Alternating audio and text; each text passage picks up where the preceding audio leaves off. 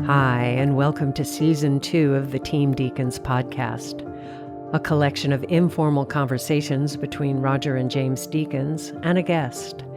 We never know where the conversation will take us, so listen in and see where it goes. This episode is sponsored by Aperture, a premier manufacturer of LED lighting with the industry's greatest variety of fixtures for your complete lighting needs. Aperture recently announced the new Storm family of lights. With LED white light quality that matches natural daylight and classic tungsten bulbs, plus extreme low-end dimming while maintaining color quality. Discover more about the new Storm lights and the complete Aperture lighting ecosystem at aperture.com. Today, we're speaking with an actor and AI developer. His film credits include Ready Player One, The Tender Bar, and the upcoming film, The Order. He's also the co-founder of the AI company Wonder Dynamics. We're pleased to welcome Tye Sheridan. Tye, thank you for doing this. Welcome. Oh, thank you so much for having me. I really appreciate it. We'd love to start with the first question, which is always, how did you get to where you are today? Is this something that you knew you wanted to be, or did you go down another completely different path beforehand? Well, I knew I was always into stories. I love stories. And since I was a kid, we would go and hang out at someone's house, and I would always find myself hanging out with the adults and listening to all the stories that they were telling. But I never knew anything about film. I grew up in a really small town in East Texas, and so we were always outside. We didn't really grow up watching many films, and so I kind of got introduced to the world of film. I was going to a small public school in my hometown. My hometown is called Elkhart, Texas. The population is 1,200. So it's a really small school. And I was going to school there. I was in fourth grade, and some guy came and was patrolling the hallways of our school. And we asked the teacher, we said, "Who is that guy?" He said, "Well, he's some casting director from Hollywood." He wasn't from Hollywood, but they didn't know. So they said he's a casting director for a movie.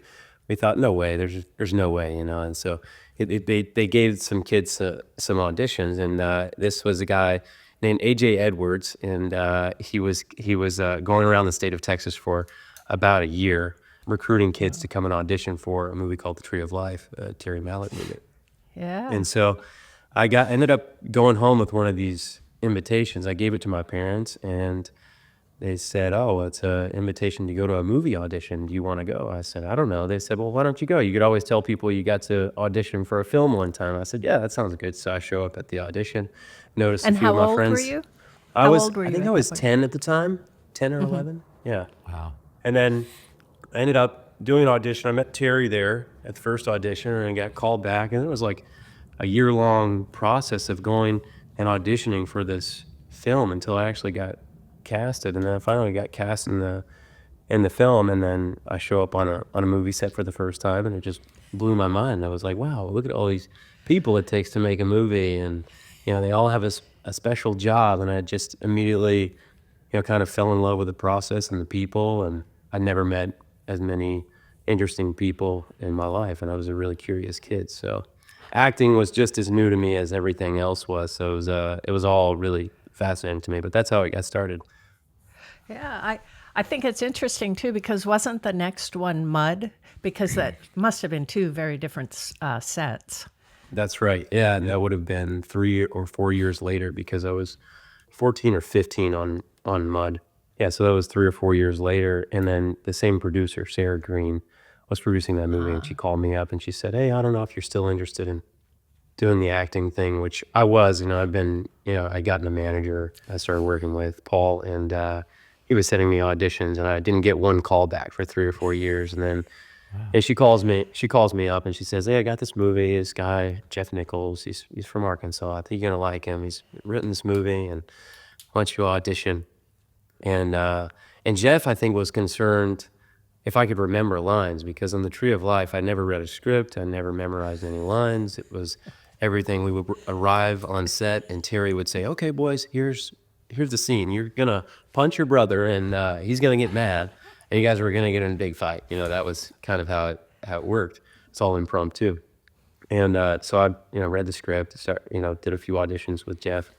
They finally cast me in the movie. And I think that was honestly the film that, it was a really magical experience. We were on the Mississippi River, shooting this movie that is kind of, romantic in its own regard, but it just felt the whole experience of shooting that movie with that crew for 6 weeks out on the Mississippi River every day was just so cool. And I just kind of fell in love with that process. And then we premiered the movie at Cannes, I guess, a year later or something like that. And it was the first time I'd ever been, one, I'd ever been out of the country, two, ever been to a film festival.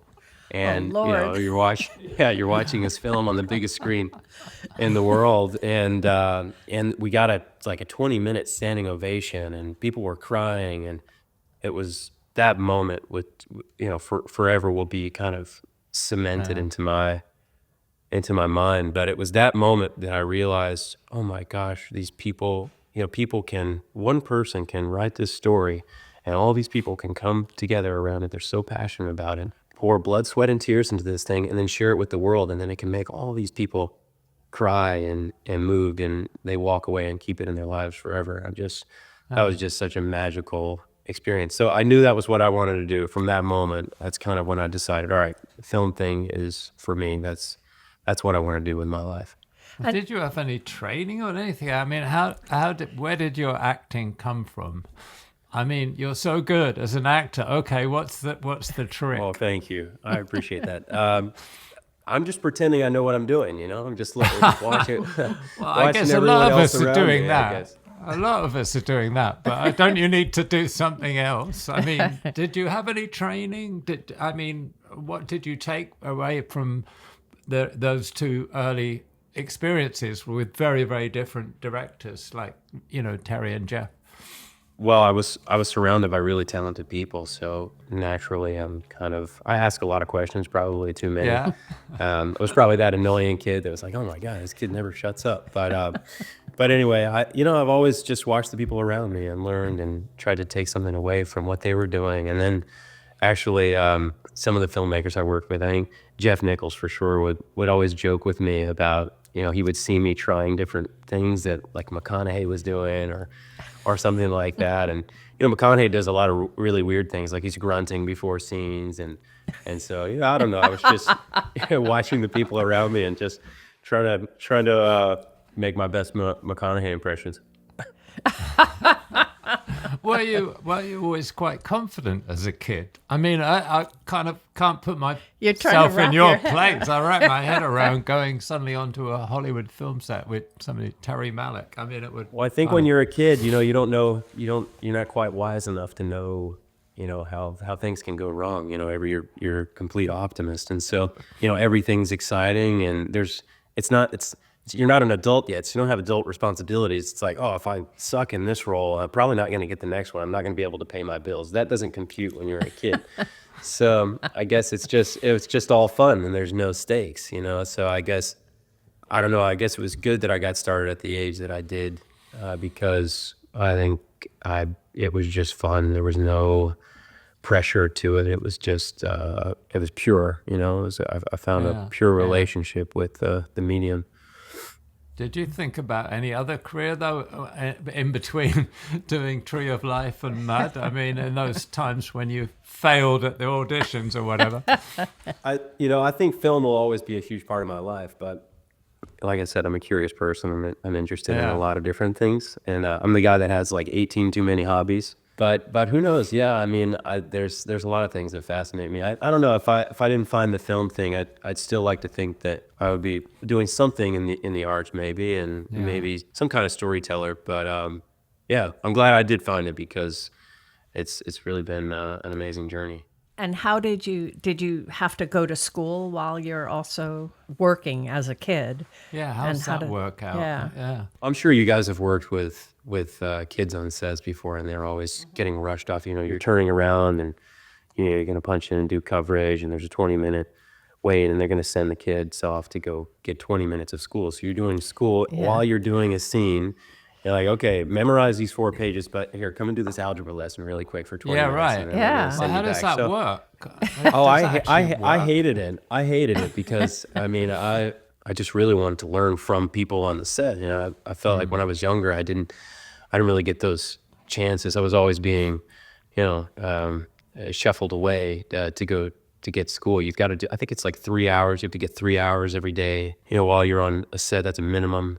You can block hours. I remember we would go in, you know, sometimes on like Sunday or Monday if we weren't working, and we'd do school all day. So you could have those hours blocked. You know, after Mud came out, and I did this movie with David Gordon Green and Nick Cage called Joe. That was I think I was 16 when we made that movie. That was the 3rd movie I was involved in, and at that point I was really thinking, oh, this is I definitely want to pursue this as a career. And so I started to get more roles. And when I was 17, I was working a lot, and there was a serious dilemma I was facing. I was like, I cannot keep doing school and movies at the same time. It's just impossible at this point. We were in high school, and you know, so I told my parents. I said, Mom and Dad, I really, you know, just want to focus on one or the other, because I'd always wanted to go to college. I always wanted to go to university, and I said I could either just put the film thing on the side and, you know, focus on school, or vice versa, you know. And I really do want to focus on the films right now because it's what I'm into, it's what I'm excited about. I can always come back to school later. My mom especially had a really tough time with what I was proposing, which was to get my GED, and so that I didn't have to keep doing school on set. You know, I could just focus on the films. Eventually, I kind of talked them into it, and so I ended up studying and getting my GED, which is basically the equivalent of a high school diploma. Got it a year early before graduating, so my last year in high school, public high school, was I think I was 16, and then homeschool for 1 year, and then it was off to the races. And then I tried to get into the University of Texas a couple years later, I think when I was 18 or 19, and they basically laughed me out of the admissions office because my GPA was so bad. I had we were 80 kids in my graduating class, and I was ranked number 75 because I was yeah, and I was missing school. I was missing a lot of school, you know, because I was working on film. So I would miss a semester 1 year, I miss another semester the next year, and I would make up my core classes. But you can't make up PE or you know any of your elective or art when you're not there. So I got 3 zeros factored in to my GPA for 2 semesters. And then I was like, wow, how am I only number 75? How is someone doing worse than me? But anyway, Texas has a very strict admissions program, so they kind of laughed me out of the admissions office. But it's all right. It's all good. You learn a lot on a film set, don't you? Yeah, I mean, but the lifestyle. do you feel that you kind of missed that social interaction of high school, which I would have loved to have missed myself? But because the thing about working on a film set is you get very, very tight connections with people, but then you go away and you're with new people. Does it make it hard to maintain a lasting relationship if you haven't had that kind of practice as a kid? Yeah, I mean, you guys know exactly what that's like. I used to think that I missed out on a lot of, you know, formative years and, you know, relationships that you build in high school, your last 2 years in high school, or the relationships you build in college and that last a lifetime. But I actually, now that I'm older and I look back on it, I don't have any regrets, because I think getting into film and even though you had these, you know, amazing relationships and you met all these amazing people and you learned so much from them, and maybe they were in short increments, you know, like 2 or 3 month bursts. I think it really fits my kind of personality, the person that I am, because I'm a transient kind of soul anyway. I like to move around. I have a hard time staying in one place for too long. And so, and I love to meet new people. And, you know, a lot of those people that I've met on film sets, you know, they're some of my closest friends, and I've been keeping in touch with them for 10 years or more. And so, no, I don't think it's had a major impact. I used to regret it, you know, when I was younger, because I had all my peers that had gone to school and they'd had the college experience, and I didn't have that. And so I always felt either lesser than, or I was missing out on something, but I don't feel that way now. I think you're right that a key point is your own personality, and if you have that kind of gypsy personality, because you can go on a film set and become very close with someone, go to another film set and it's other people, but then you, in this world that we're in, you run into the other person again, and it's amazing to me how you just pick right back up. So there's got to be something good about that. I just run into somebody on the street yesterday I hadn't seen for maybe 15 years or something, but it's kind of like you just take it up from where you left off. It's kind of nice, isn't it? Yeah. So when you started getting a lot of work then, how did you make your choices? What drew you to, for instance, the Stanford prison experiment? Which Why I don't did know, you want to from do that watching one? it must have been quite a brutal experience. I mean, I know the actual experiment was pretty brutal for the people in it. How did you start making choices? I mean, you have made some kind of wonderful choices so far. Appreciate that. So far. Well, yeah, it's all downhill from here. Like I said, I'm drawn to story, as I'm sure we all are in some ways. So, but I also like filmmakers. Because if you don't have that trust and bond, and I think this is something that I've grown to lean on a lot more as I've gotten older and have had more experience. I'm more inclined to understand who the filmmaker is, understand their vision, and understand the potential of them making a good film. And I love films, I love filmmaking, I love directors, and that's kind of really important to me. So I'd say that's my number one priority. I want to make films with great partners. And as an actor, you got to build trust in somebody. If you don't have trust in your director, I mean, you're not going to go into that miracle zone. I feel like it's impossible, and I'm sure there's examples that defy what I'm saying. But yeah, I don't know. I feel like you build a trust, you build a bond with somebody, and it allows you to go to really special places. And then, you have to. It's a lot about the other people that are involved with the project as well. Who the producers are and who your castmates are, and when everyone is working at a certain level and they've had a lot of experience, I feel like, you have a chance to rise above into that, and to try to and create some real magic. And but I think when I was younger, and specifically Stanford Prison Experiment, I think it was just that time in my life, and this idea that it was based on a true story that happened to these kids when they were all, either in their late teenage years or early 20s, and what a fascinating psychological experiment it was. I think I was just really intrigued by it. It was also, it was fun because I was 17 when we made that movie. We had, I want to say, there were 18 of us guys between the ages of, I was the youngest, 17, and I think the oldest was like 26. So there were 18 guys between the ages of 17 and 26, and we just had an absolute blast. Was it stressful on the set? Because it is such a tough environment. What we're seeing, it was stressful for us to watch it. Did you carry on that stress on the set? Not at all. Not at all. Really? Wow. It was very much the opposite. I mean, we shot that movie in 3 weeks in one location. Oh my gosh. Wow. Mostly one location, like 90% one location, right? We would come in every day. All the guys would be there every day, and then we would just kind of shoot in blocks. So, you'd be working for a third of the day. The other 2/3 of the day, we were hanging out in a green room playing poker and smoking cigarettes. So it was a lot of fun, and then the intensity would come, kind of in short bursts. I think that's funny that you could play poker with the guards, because those guards were really scary. I mean, I wouldn't have wanted to have coffee with them afterwards.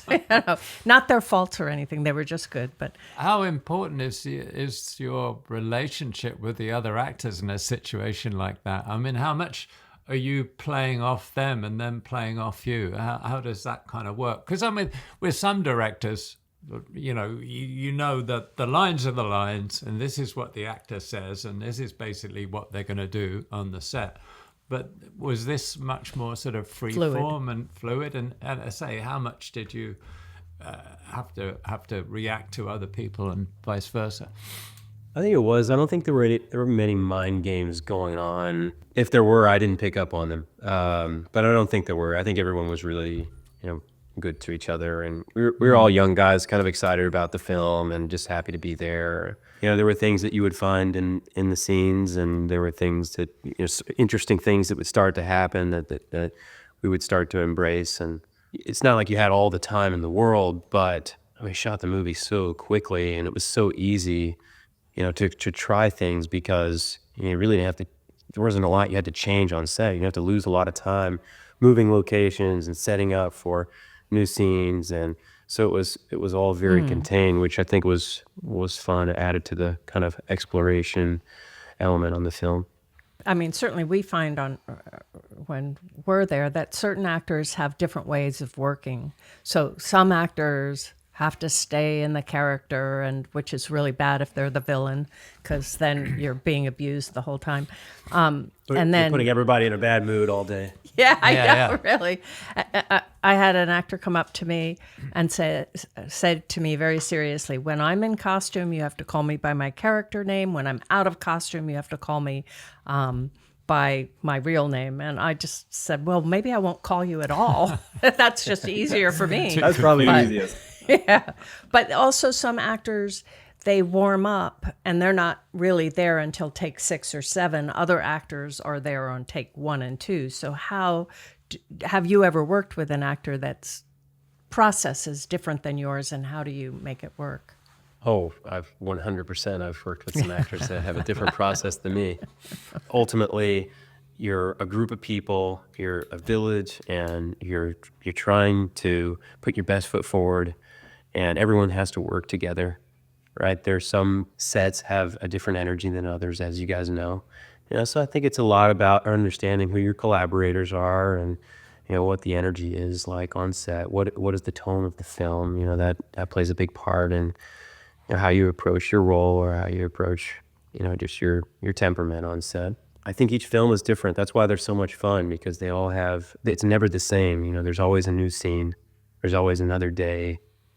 You're always pressed for time, but it's always a different crew. It's always a different group of collaborators. I think I like to pride myself on, being pretty good with people. I don't like to make it, I don't want to be difficult to work with. Everyone needs to respect the set. Everyone needs to respect the process. And when you have people that fall out of those professional parameters, I think it can get frustrating. But I've been really lucky and fortunate I work with some of the most amazing people and professional sets out there. So, I don't really have any, nightmare stories.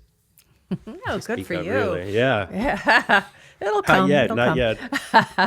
One of the things for us too is when people on the set aren't quiet, when you're trying to focus on what you're doing and people are hooping and hollering about what they did last night or whatever, we find that very distracting if you're trying to focus. I know when we did the Bond movie, they did say, well, it's such a dull set. We don't even come to set anymore, the production people, because it's no fun. Well, it's so quiet, yeah. How did you find, you after actually the Stanford Prison experiment, you went on to do X-Men Apocalypse. How did you find the shift from something very naturalistic and based in reality to something so extreme? And bigger. I mean, it was exciting. I was 18 years old. It was one of the biggest breaks in my career. I worked on one other studio film before that, I think, but this was another level. And so, I honestly went into it with a lot of excitement, a lot of respect. I think I was surprised a bit by the process of making that film in a variety of ways. In what way? Just the sort of mechanics of it, or? Not so much surprised by the mechanics of it. I think you kind of anticipate, it's a big movie. It's going to take us a really long time. I'm not going to be working every day. There's so many people in the film. Just a little bit shocked by, the procedure and some of the process of making a big film. And like on a small film, you're so considerate of your budget. You're so considerate of time. And on those films, maybe somebody is 2 hours late to set in the morning, and you're like, wow, how many hundreds of thousands of dollars is that?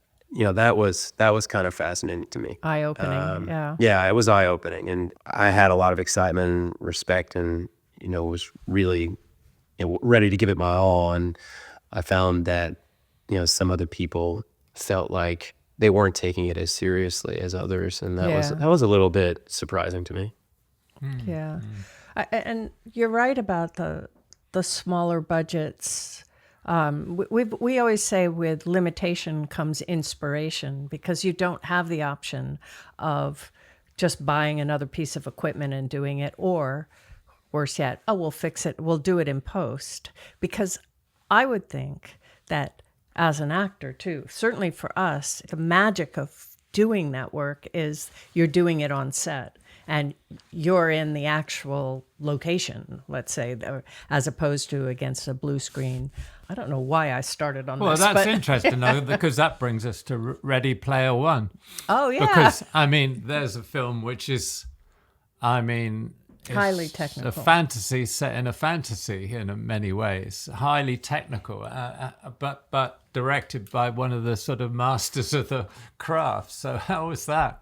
Oh, that was the most exciting phone call I ever got in my life. Yeah. How would you like to work with Steven Spielberg this summer? That sounds great to me. No, it was really a dream. Wait, it was a dream. Excuse me, but you started off very well working with Terry Malick, so it can't be too. No, I'm a lucky guy. I've worked with a lot of really amazing people so far. There's still a lot of people on the list of folks I'd like to work with. But yeah, no, it was. I actually remember I was shooting one of the X-Men films, and I auditioned for that film, and I didn't get it. My agents called me and they said, well, they're going to go with someone different. They're looking for something else. I said, well, that's fine. I'm still really excited about the movie. It's I can't wait to see it. And because at the time I started my company. Part of the early days of our company where we were kind of in the interactive space. And so I was kind of living and breathing this new interactive medium in terms of telling stories in our virtual world. And so it just was kind of wild when this project came around. I said, oh my gosh, that's so interesting to me right now, and I remember auditioning and then getting a call from my agents. And then a few weeks went by, and then my agents called me again. They said, do you remember the Spielberg project? I said, yeah, of course. They said, well, I think they want you to audition again. They want you to try something a little different. Try this, try that. Okay, cool. So I did another audition. Then ended up going to LA to do a chemistry reading with Olivia Cook, who was already cast at the time. And I remember riding to the audition, and I thought, well, if this is as far as it goes, this is just great. I'm going to get to go in and do chemistry, and Steven's going to be there. And I remember meeting Steven and doing the audition, and there were only two people in the room. It was, other than Olivia and myself, it was Steven and his casting director, Ellen. And I said, well, who's going to operate the camera? That's what I was thinking in my head. Who's going to operate the camera? And we're talking, small talk. And so Steven says, okay, let's do this. And so he picks up the camera. I'm like, no way. So Steven Spielberg is one of my childhood heroes, standing 2 feet away from me and shooting on this small digital camera. And he's like, I like to shoot all this stuff myself, and I'll go back and I'll edit it. And I'm just going to get some coverage and do this. But let's start with this scene. Wow, how cool is this? And so we did the scene. And I remember walking out of the audition. I said, Steven, Mr. Spielberg, I just want to say thank you so much for all the films that you made. I think I've watched your film E.T. probably over 100 times, and I would be a different kid if it weren't for that movie. So thank you, so much. And he said, oh, on E.T., I got to tell you this: we shot the whole movie chronologically, and the kids never knew that E.T. was mechanical. We kept the operator behind a curtain, and so there's a great magic to it. And he went for 10 minutes explaining how they shot E.T., and then we started talking about VR, and both of us just started nerding out. And and then we left, and I guess a few weeks later, I got cast in the film. I got that call that said, how would you like to go work on Ready Player One? And so that happened. We shot the movie in 2016 in London. That was the same year that my co-founder and I, Nicola, started our company. We were doing things on set at the time that had never been done before. For instance, ILM had built these virtual sets, which, they weren't what you see in the film, but at least they were raw mock-ups. So you could you could walk around in the motion capture volume with a headset on that was spatially tracking. So you could walk around the environment and you could look up and see, oh, well, that door is this big and that thing is right over here, at like 2 o'clock, 40 feet in the air. And, oh, this character's really big. You could just get a sense of the world. And it was so much fun because you got to play so much with your imagination. And I've never done any theater really. I did a couple class plays when I was in second grade, but beyond that, I've never really been on a stage in my life. And so here I am on this film where you take the headset off and it's just 2 or 3 other actors in goofy looking onesies with these helmets and cameras in their face and just a white floor, with infrared cameras all around you. And it was really, I was surprised by how much I loved it because you went back to your childhood self. You just got to play every day. You got to imagine all these things. And, it was so much of it was left to your own imagination. And it was just such a special experience. We shot in motion capture for 6 weeks, 8 weeks, something like that. And that was all for the pieces when you were in the game? When you were out of the game, was that real? Exactly. And then there are a few sequences in the film that kind of overlap the animated world with the live action world. And then we shot what they call simulcam. So you're basically shooting with a camera, right? Live action, but you still have the system. You're still in the motion capture suit. So you're still doing the performance capture as an actor. And then they compose you as an actor into the live action scene. So it was pretty cool. Very technical. You're right. I learned, man, I can't even tell you how much I learned on the process of making that film. It was so cool. I was a bit confused when you're on the motion capture stage and you're looking at the virtual set with the goggles on. Are you just doing that as a reference and then a reference? Yeah, and then when you actually perform, you take it off. Yeah, I was exactly. going to say, whoa, they're replacing everything. Yeah. It's interesting. Yeah, wow. Yeah. Wow. And yeah, it was this quite was cool. at the same time, because you've started your company, so were you getting ideas from this to bring back to your company? Yeah, and tell us, why did you start this company and what exactly the company was aiming to do?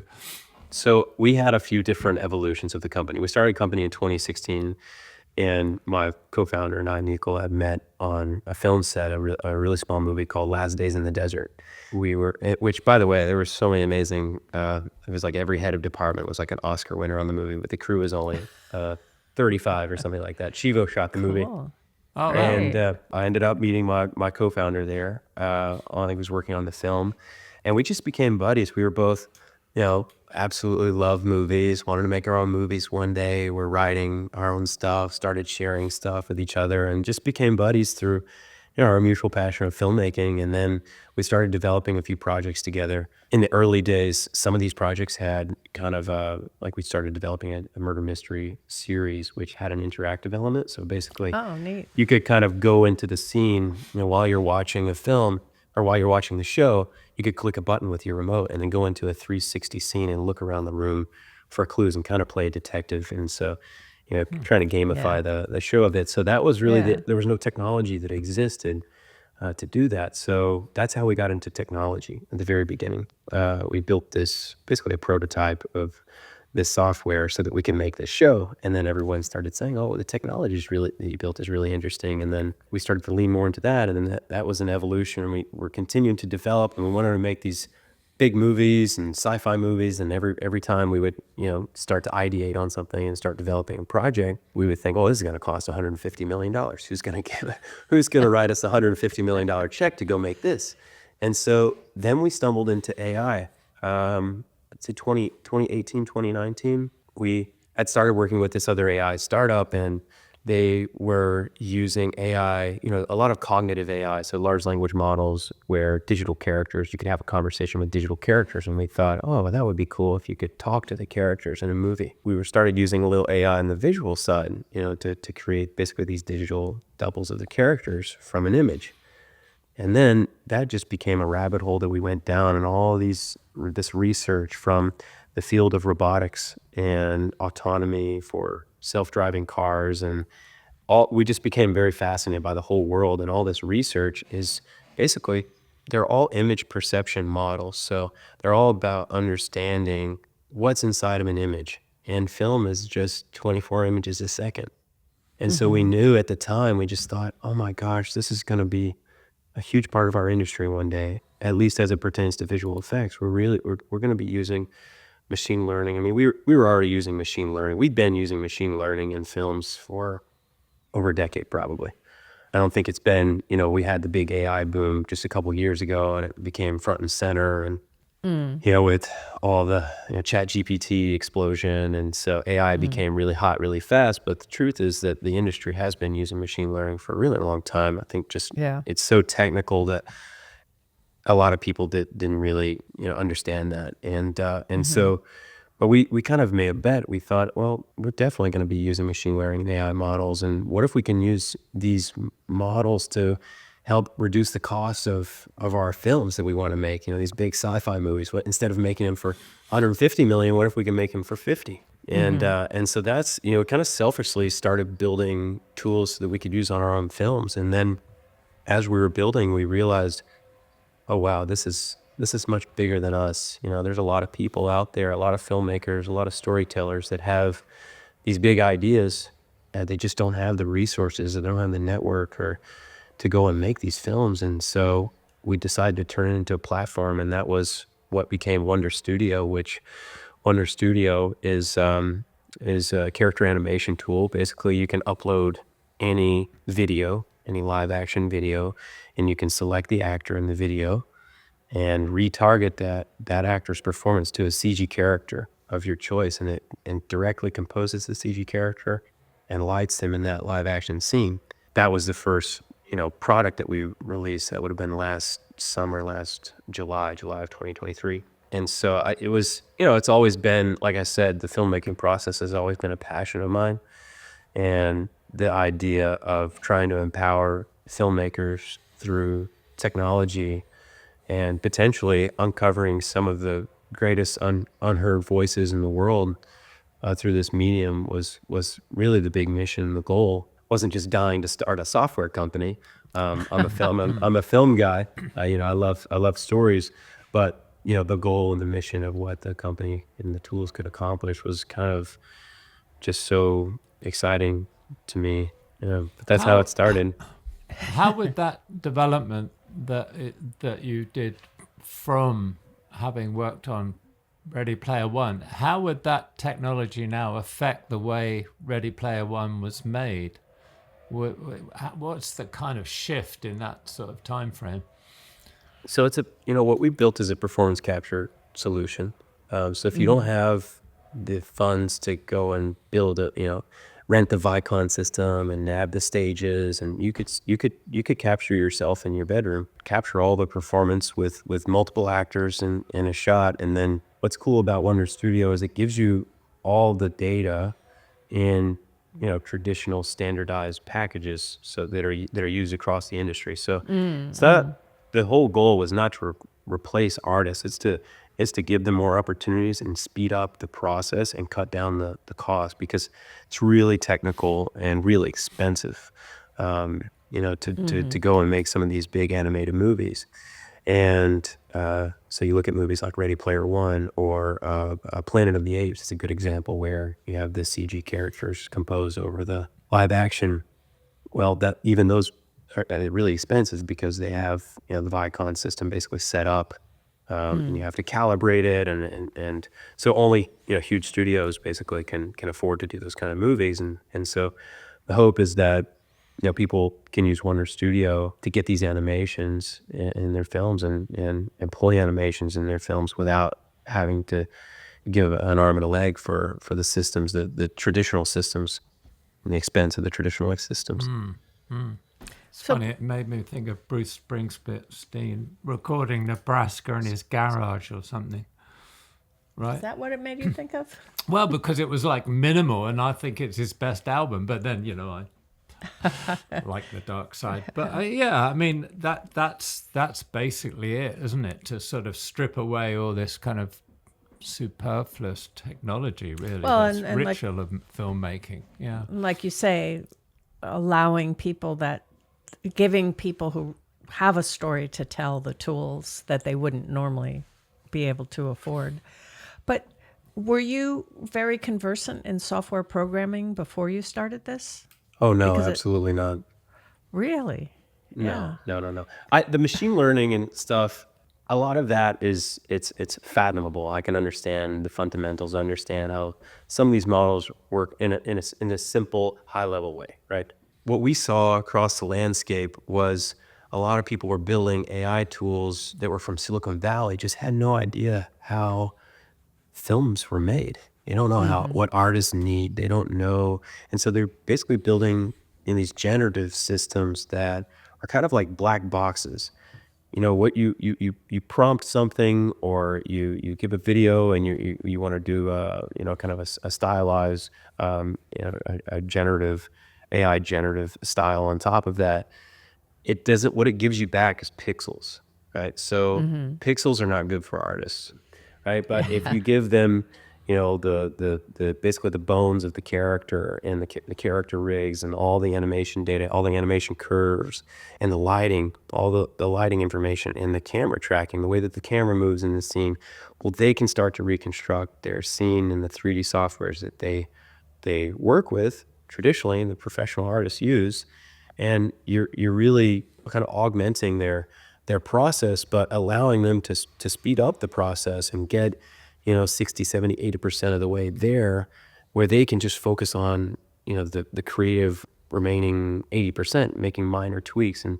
And a lot of the animation process can be very tedious, labor intensive. I mean, you're talking these kinds of movies that we're talking about, Ready Player One, for example. I don't know how many thousands of artists worked on it, but one of the last Avengers movies was, I want to say, 14,000 artists. Wow. And I mean, you have everything from rotoscoping artists that are just painting around someone's hair and I a lot of these visual effects artists, they work really long hours, maybe 16-hour days, maybe longer in some instances. So to make those artists' lives a bit easier, to speed up this process was kind of the goal. And now I think AI, I mean, we're seeing so much evolution in the past 2 years. You have two different camps. I mean, you have like the kind of 2D based AI where it doesn't give you any 3D data. It's giving you as I said, pixels. Is giving you images which are not really good for an artist who's working in professional pipeline in film, right? And then you have solutions like Wonder Studio or Wonder Animation. We're keeping everything in 3D space because that's what artists need right now. It's interesting that your work, I mean, a lot of your work lately, it's like Asphalt City and The Order, which is just coming out. How does that technology, do you think, relate to live action, well, what was once termed live action movies? It seems to me that as an actor, that's where you seem to prefer to be, really. I think as an actor, I mean, I'm kind of, I love going and working on a film like Ready Player One. I love going and working on a film like The Order. Asphalt City is another beast of its own. It's a very challenging movie to make in New York. But Yeah. I like the challenge. I like new challenges. I like the technical process. I'm really, as I said, really driven by story. I'm really driven by filmmakers and their vision. And, the idea of a group of people coming together around something and trying to achieve magic. And so whatever that is, if it's a highly technical film or it's something that's more stripped down and bare and real and, as you say, naturalistic, that I'm kind of, as a film lover, I'm definitely really drawn to those films. But as I've gotten older, I've gotten really into the sci-fi and kind of what you could achieve visually by a simple process, a simple kind of creative, outside of the box strategies in terms of filmmaking. That's interesting to me. But can you talk about Asphalt City? I mean, we all know it's so hard to shoot in New York, especially something like that. But can you talk about the process for that, and then maybe how new technology could actually help make a film like that? So Asphalt City was originally called Black Flies. We were trying to make this movie Oh, yeah. for I want to say 6 years, 5 or 6 years. We were trying to get the movie made, and it was just one of those projects that, I absolutely love the filmmaker Jean-Stéphane Salvert. I mean, I think he's truly an auteur. There's no one that makes films like him, and I was just blown away by his work and his vision for this movie. And then, the idea of playing a paramedic in New York City who's not from there is kind of being tossed into the deep end. And those are some of the most important people we have in our society. Yet, sometimes they don't get the respect that they deserve, like a lot of professions. But they're really the angels, that are trying to save the souls, and we need those people, and our guardian angels. And I just became really fascinated by the paramedic community, the MS community, and how they just embraced us with open arms. And I spent 4 or 5 years off and on doing ride-alongs, going to New York and doing ride-alongs. And then before we shot the film, I was in a classroom environment for, I don't know, I'd say 6 hours a day, 3 or 4 times a week, and then going on ride-alongs 2, 3, 4 times a week at night. Always Friday and Saturday nights, because those were the crazy nights. And you just kind of, I don't know, I like the idea of going into such a unique world and just getting completely immersed in it and losing yourself. And especially when that world is one that's really important to convey, where most people, they don't understand what paramedics deal with on a daily basis, or some people just, they don't want to think about it because it's difficult to think about. It's difficult to think about the psychological toll that they might take. And so I think even the film, kind of carries the weight of that. I think the film's very kind of, it's not soft, I'll put it that way. Hell no. I mean, it really does point out the sort of moral dilemma that people can be pushed in, especially, Sean Penn's character. And it's also a bit of a nightmare. It's dark and it's a personal nightmare in a way. How was that all shot then on the streets with, alongside real characters and real situations? Or? Yeah. And then that kind of feel like brought me back to some earlier experiences that I had, and definitely one experience I had on the film I was telling you about with Nick Cage, David Gordon Green's film, where he had 15 or 20 non-actors. Actually, the third lead of the movie, who played my character's father in the movie, was a non-actor. I'd never been in a film before, and he gave the most amazing performance, Gary Poulter. As you were as a child. Haha. Exactly. Yeah. But it was, I don't know, I got used to that on Tree of Life, and then Joe. That was just kind of the way that I learned at the very beginning. So I love, on Asphalt City, we were shooting in East New York, mostly in Brooklyn, a lot in Bushwick. We had, I don't know, 9 or 10 key kind of actors that were non-actors, and they were just people that, lived on the streets, or, lived around the neighborhood. And, that we found that actually Jean-Stéphane, who lives in Bushwick, became friends with. He's kind of a community embracer. So he brought all these amazing people, amazing faces from the community, and they would tell their stories on screen. So a lot of these stories that you hear, they're real. A lot of the scenes, they're the dialogue. I mean, there's no written dialogue. It's whatever they said, it ended up in the film. And so I like that, kind of, because again, it's that outside of the box kind of thing that brings a realness and authenticity to something that a scripted dialogue cannot. And for you as an actor, it's this really interesting thing where you have to be in your in character, and you have to think about, well, how would your character react to this, and it's all improvisational and impromptu, and I really like that. Sometimes really interesting things come out of that, and they become kind of magical, I guess. Yeah. I'm just so interested in the comparison, the contrast with the idea of like a Ready Player One or something, where everything's like in somebody's imagination, through technology, whereas, Asphalt City is like reacting to the real world. Yeah, very, very different movies. Did you have to decompress after Asphalt City? Oh, Because yes. you were that was so a tough, deep that was into a it? tough movie. Yeah, that was a Yeah. tough movie. We shot the movie in 23 days.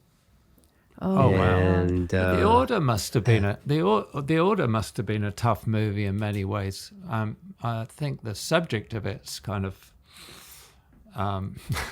well, I don't want to get into politics, but it's kind of relevant and kind of quite dark, really. How was that? But also the way of working must have been very different. Was it much more structured? I had imagined it would be much more, okay, we're going to do this shot, rather than being kind of like bringing, a lot of ad lib, The Order had a really great balance, and I think it's a perfect example of having a great relationship with your collaborators, your director, and the other actors that you're working with, because by the end of the shoot, we were experimenting with a lot of different scenes. We were thinking, well, instead of you saying this, what if he says this, and what if this happens, and let's flip the scene over, and let's shoot this version and that version. It's not that, Justin Kurzel is an amazing filmmaker, doesn't know what he's doing. He's looking, he's searching for something, and even if that experimental take doesn't work, maybe you find something that informs the next take where you go back to the scripted version. It's this really interesting way of just working through the scene and exploring it and all of its deepest corners and pockets. And so there's a scene in the film towards the end of the film where Jude Law, who plays this, as you guys know, plays this FBI agent who's chasing this cult group who's trying to start a revolution. They're a white supremacist cult group who's trying to overthrow the government. That's led by Nick Holt, right? And so they're trying to find these guys. They keep robbing banks. They're robbing armored vehicles. They think they have the guys. They lose them. And basically, they're all debriefing after this, catastrophe of what letting the bad guys go.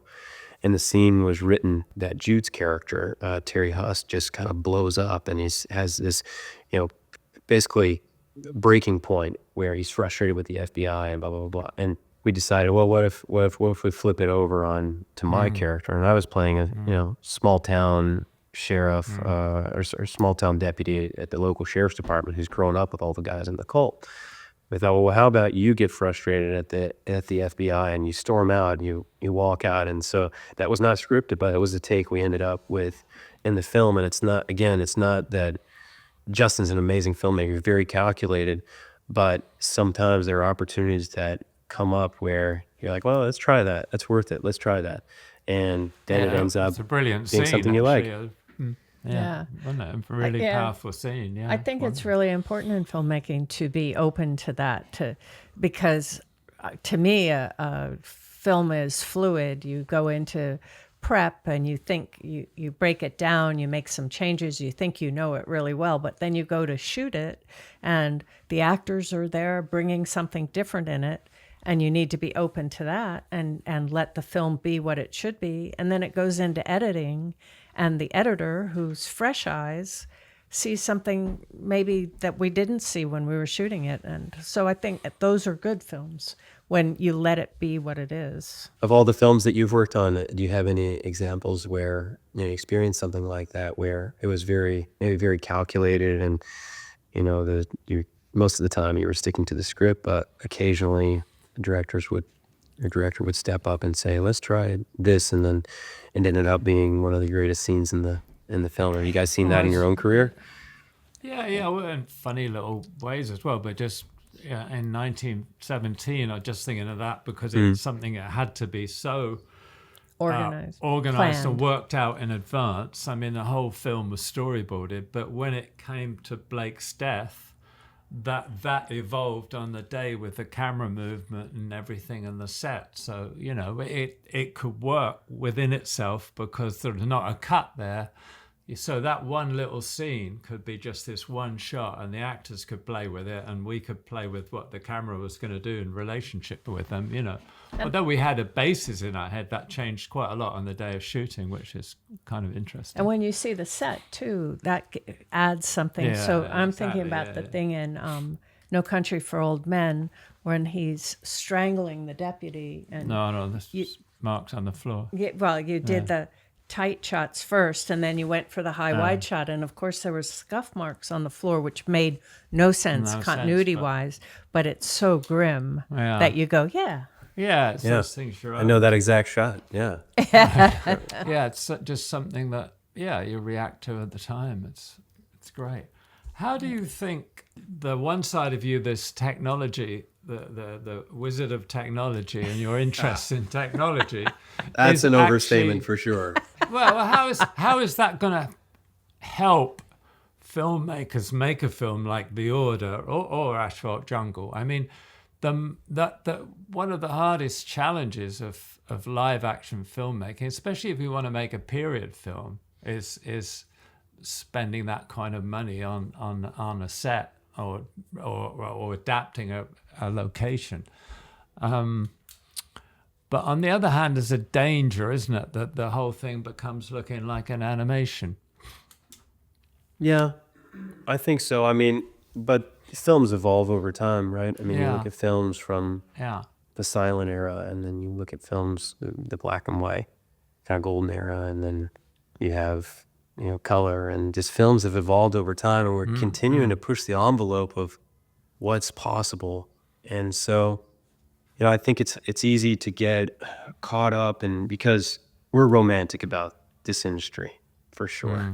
We love it. That's why we're here. That's why we're having this conversation. That's why we do what we do, because we're so passionate about it. And I think you can be in love with the past, but it's hard to be in love with the future because you don't know what it holds. I think it's, you just have to keep in mind that, if you look back at history, new things happened, and some people, I think, were opposed to, like, for instance, the internet, right? I mean, so many people were fearful of the internet, thought it was going to ruin so many people's jobs, but truth is, it created this whole digital world and all these new opportunities, and now we can do what we're doing now. We can connect on a video call. And it's amazing. It's the same for films. I try to be an optimist where I think about the new possibilities out there on the horizon, and at the same time, I'm a cinema lover, and I love the experience of going out on a location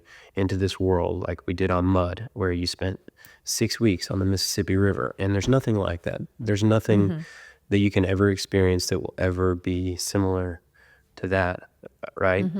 But not to be naive about the state of our industry, the evolution of our industry, the evolution of theatrical distribution and digital distribution, and the loss of the DVD, and the rise of streaming platforms, and the strikes that we've witnessed over the past. There's been, I think the industry's been beat up over the last 4 or 5 years, and we all feel like we're trying to figure out the new way forward, right? And so I think I continue to be an optimist in that regard, because I do think technology can help make our industry better. It can make our livelihoods better, and it can potentially, we may not get the same experience where we're able to go out and we're able to shoot for 45 days in some remote location and have all this time to explore, do these crazy ideas and explore what they are. And maybe that is going to change. Maybe it's not. Only certain filmmakers will be able to achieve that, going forward. But maybe there are new things that are just as interesting, right? And maybe we're not going to have as large of sets or our crew, and maybe certain people are going to be making movies with just 5 people, which has been done before in the past. But maybe technology is going to allow them to do that and put more money on the screen. And I think it's a good story is a good story, right? And a good film. I mean, you can pick good films from any era. They're all different, of course, in terms of their production process and what you get, what the end result is. But I just try to stay optimistic, and I think our company, Wonder Dynamics, which is now an Autodesk company, is continuing to explore and continuing to kind of focus on that horizon to see where this technology is going to lead us, and trying to keep the heart of the artist in mind every step of the way, right? And try to create the best technological opportunities for artists to continue telling the best stories, and hopefully, like I said earlier, create opportunities for people around the world that don't have access to Hollywood, that don't have resources to actually make films. And so who knows, maybe we're on the cusp of this new great era where we're gonna discover the next James Cameron and the next Steven Spielberg, and who knows what those movies are gonna be like. So I just try to stay optimistic, but again, I love going and watching a great like French Connection, or some like great movie from the 70s or 80s that's just a classic that I love. That's again, it's pretty. I mean, you probably couldn't do French Connection today, right? So I think it'd certainly be hard, wouldn't it? I think the key is that when you're making a movie, you're trying to create a reality, and the reality could be completely animated, but you're with it, and you got to get the people to go with it.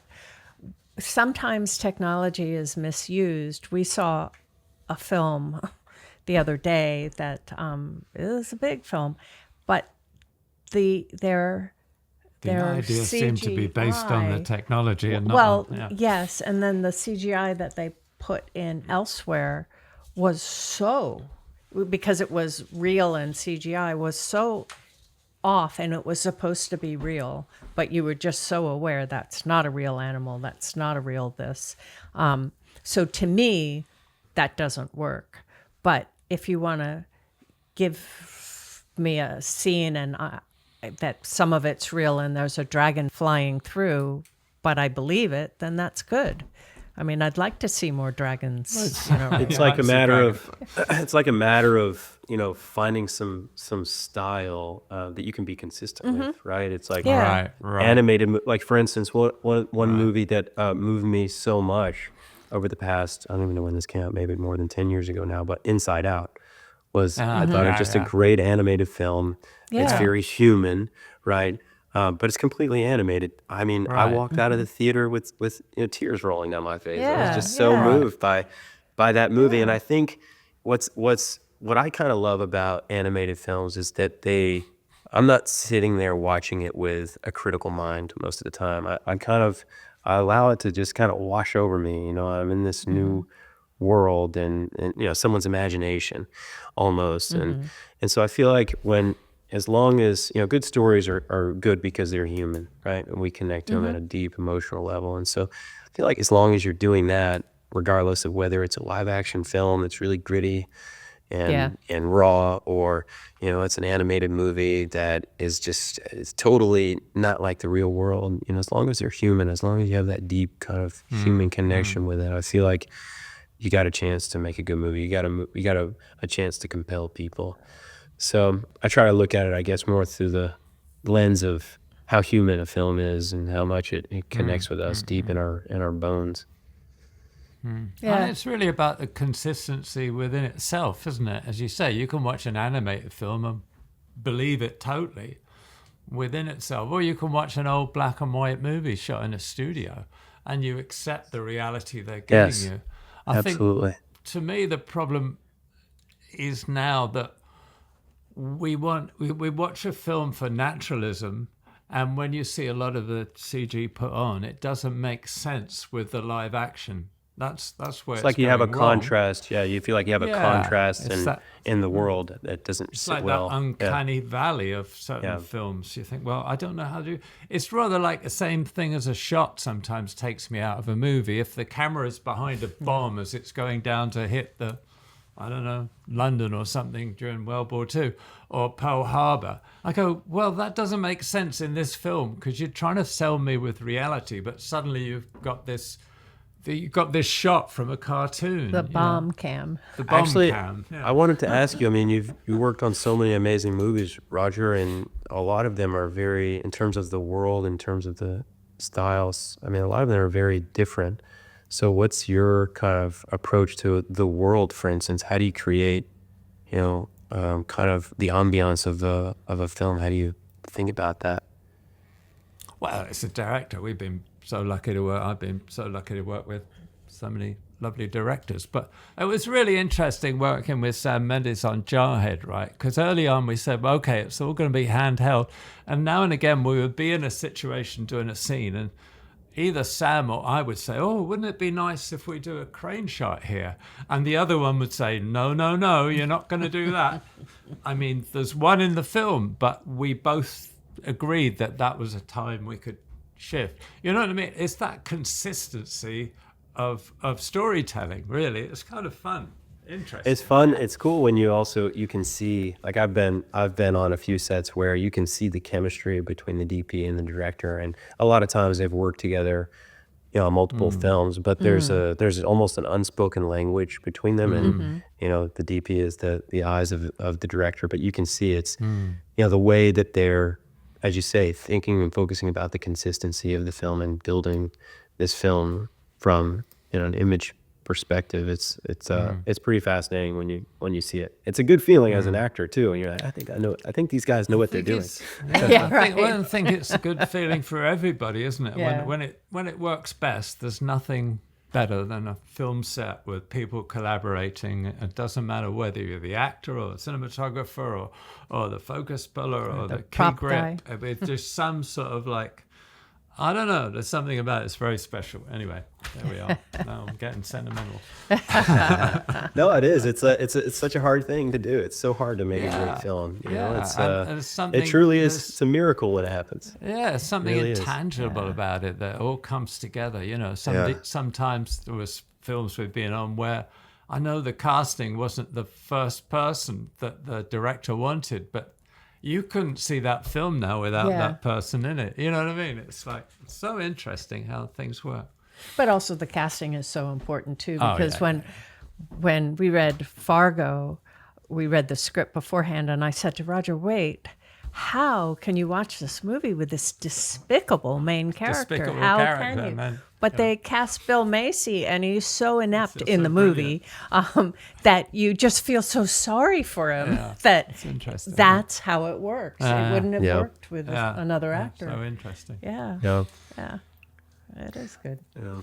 Well, we won't keep you forever. Thank you so much. It's been great. I love talking to you guys.